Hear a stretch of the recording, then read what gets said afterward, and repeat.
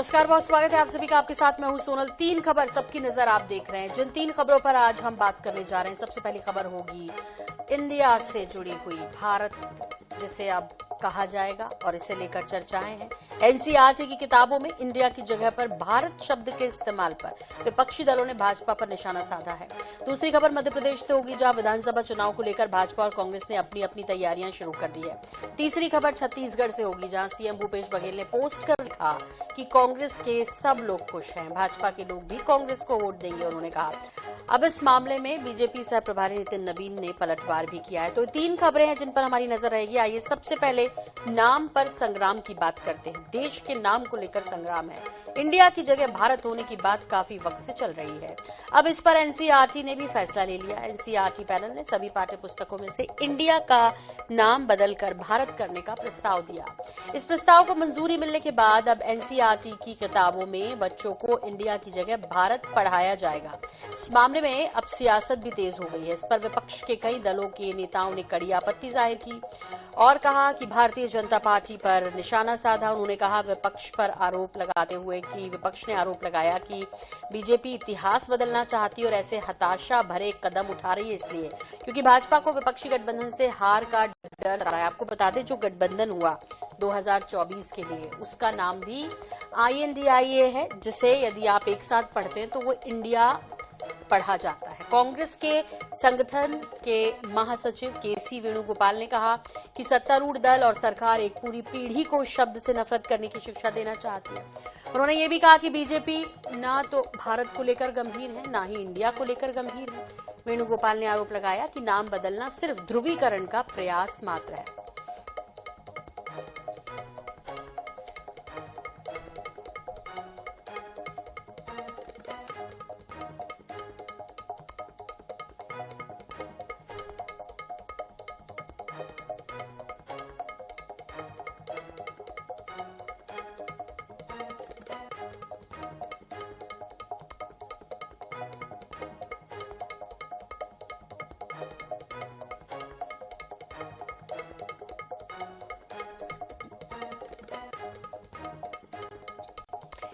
तो एनसीईआरटी की किताबों में अब इंडिया की जगह भारत लिखा जाएगा और इसे लेकर विपक्षी दलों ने निशाना साधा भाजपा पर और कहा कि सिर्फ ध्रुवीकरण करना चाहते हैं, ना इंडिया कुछ होगा और ना ही भारत के लिए कुछ होगा।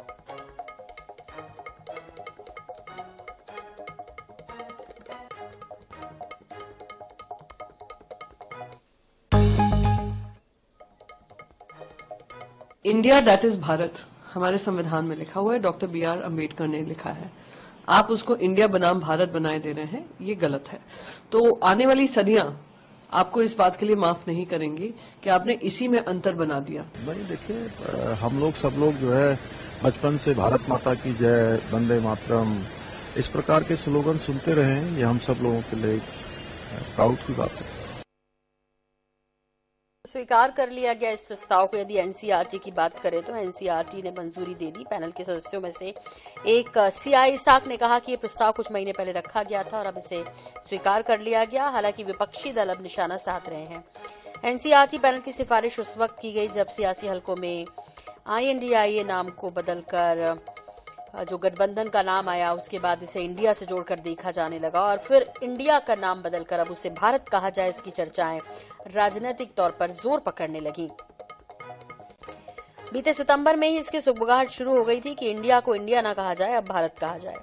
G20 के आयोजन के दौरान भारत के राष्ट्रपति के नाम से भेजे गए निमंत्रण पत्र में प्रेसिडेंट ऑफ इंडिया की बजाय प्रेसिडेंट ऑफ भारत लिखा गया था और सिफारिश पर एनसीईआरटी ने नहीं लिया अब तक कोई फैसला। न्यूज एजेंसी PTI के मुताबिक समिति के अध्यक्ष CI इसाक के मुताबिक पैनल ने पाठ्यक्रम की किताबों में इंडिया शब्द को बदलकर भारत करने की सिफारिश की थी और इस बीच अब विपक्षी दलों की प्रतिक्रिया मिलनी शुरू हो गई है। उन्होंने कहा कि आप इंडिया कर लीजिए, आप भारत कर लीजिए, आपको सिर्फ ध्रुवीकरण करना है, आपको ना इंडिया के लिए कुछ करना है, ना आपको भारत के लिए कुछ करना है। तो नाम पर संग्राम फिलहाल देखने को मिल रहा है।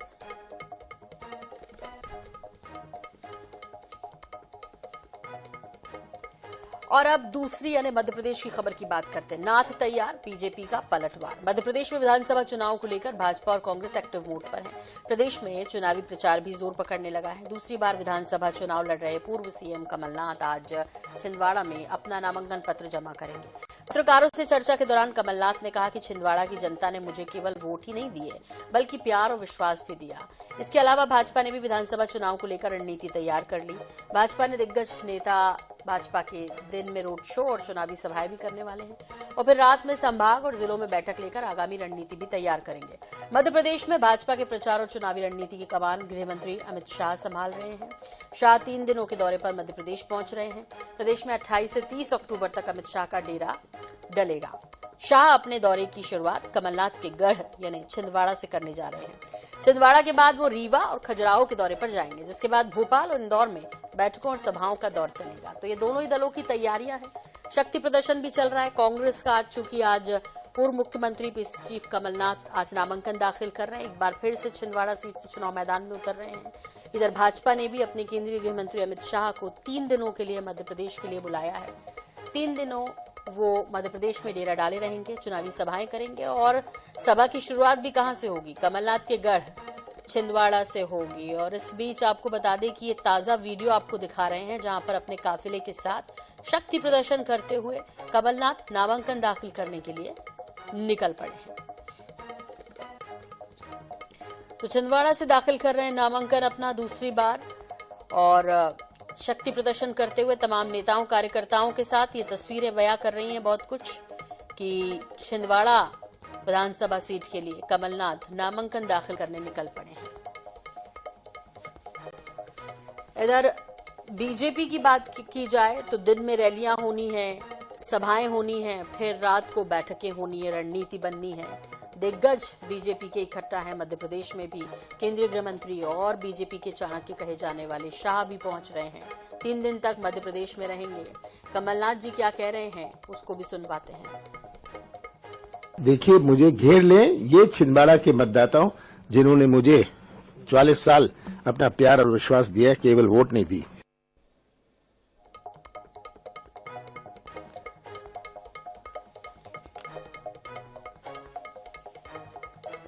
तो ये 2 तस्वीरें आप देख पा रहे हैं जहां पर चुनावी शोर जोर शोर से दिखाई दे रहा है। मध्य प्रदेश में 17 नवंबर को वोटिंग होनी है। कमलनाथ अपने गढ़ छिंदवाड़ा में आज नामांकन दाखिल करेंगे और केंद्रीय गृह मंत्री अमित शाह भी छिंदवाड़ा से ही सभा की शुरुआत करेंगे। मध्य प्रदेश में एक बार फिर पहुंच रहे हैं। 3 दिनों तक मध्य प्रदेश में रहेंगे और इस दौरान बीजेपी के लिए प्रचार प्रसार होगा। 2023 बीजेपी के लिए भी बहुत महत्वपूर्ण है, जितना महत्वपूर्ण कांग्रेस के लिए। 2018 में मैंडेट कांग्रेस को दिया मध्य प्रदेश की जनता ने, लेकिन 2020 में सत्ता में दोबारा वापसी करने में बीजेपी कामयाब रही। ऐसे में 2023 का जो जनमत होगा वो दोनों के लिए बेहद महत्वपूर्ण है।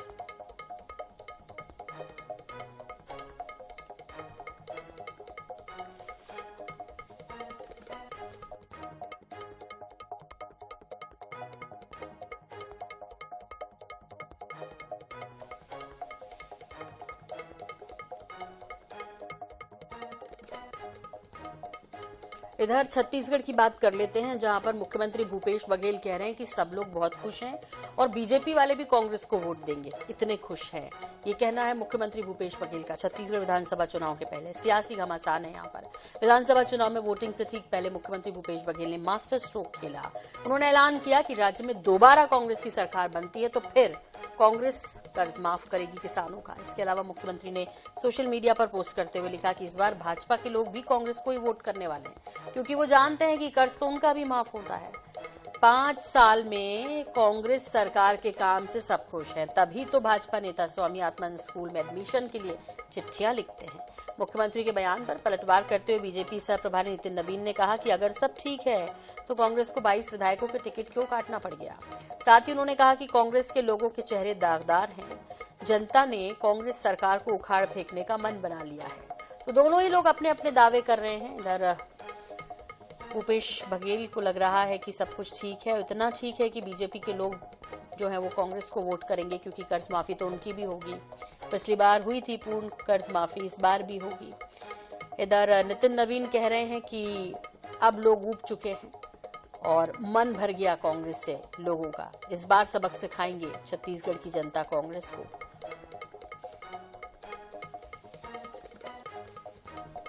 तो जहां कॉन्फिडेंस जता रही है कांग्रेस मुख्यमंत्री भूपेश बघेल, वहां पलटवार कर रही है बीजेपी।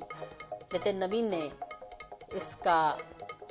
इसे लेकर बयान भी दिया और उन्होंने कहा कि सब कुछ ठीक ठाक नहीं है। यदि ठीक ठाक होता तो 22 विधायकों के टिकट नहीं काटने पड़ जाते। जनता नाराज है। उन्होंने कहा से भ्रष्टाचार किया है, काम नहीं किया है।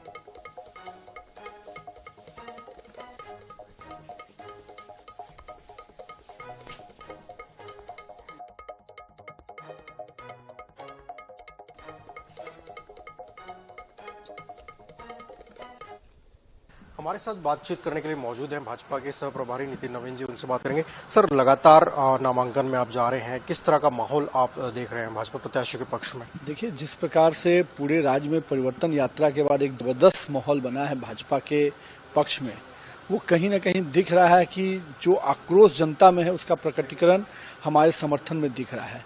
और लोगों में एक विश्वास दिख रहा है कि 15 साल जब हमारी सरकार रही तो किस प्रकार हम लोगों ने काम किया, और आज 5 साल पहले जब इन्होंने लोक लुभावने वादे करके आए, आज हर एक मुद्दे पर यह सरकार विफल नजर आई।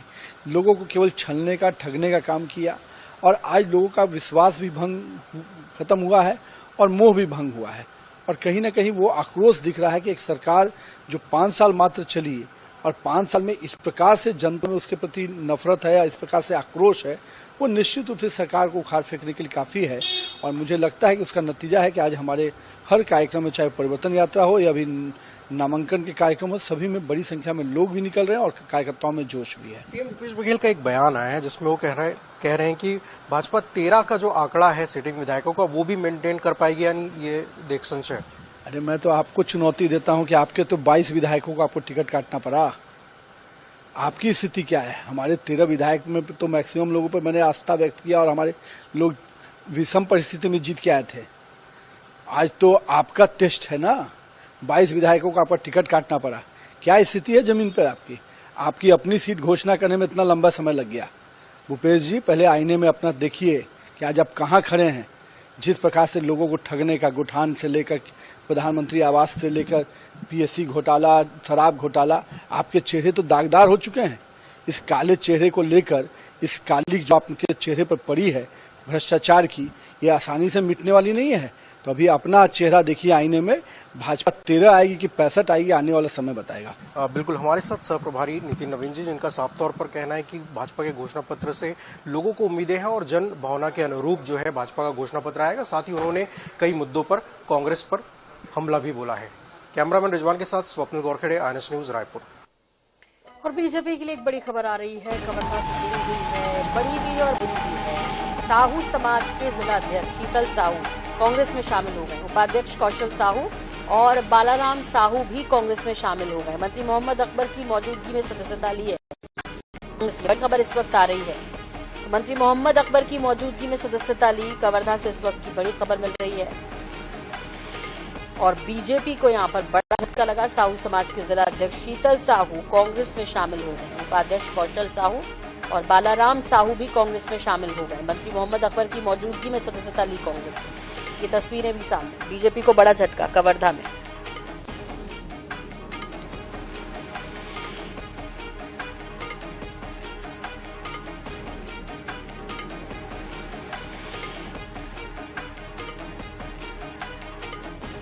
बीजेपी को बड़ा झटका कवर्धा में लगा है और 2 चरणों में मतदान होना है छत्तीसगढ़ में, 7 और 17 नवंबर। ऐसे में बड़ी खबर मिल रही है जहां पर कांग्रेस में शामिल हो गए साहू समाज के जिला अध्यक्ष मंत्री मोहम्मद अकबर की मौजूदगी में सदस्यता ली कांग्रेस की।